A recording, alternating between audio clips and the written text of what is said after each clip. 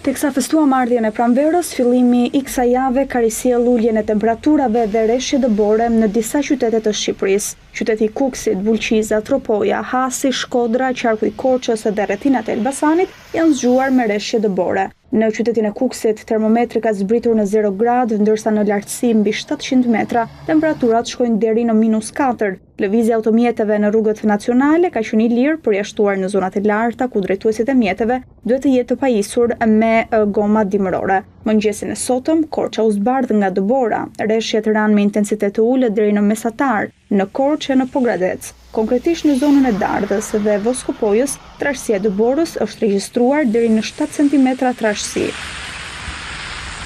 Furnizimi me energji elektrike ka vijuar normalisht në të gjitha zonat e prekura nga rreshjet e dëborës. Mjetet borpastruese kanë punuar për pastrimin e rrugëve nga dëbora dhe shpërndarjen e kripës.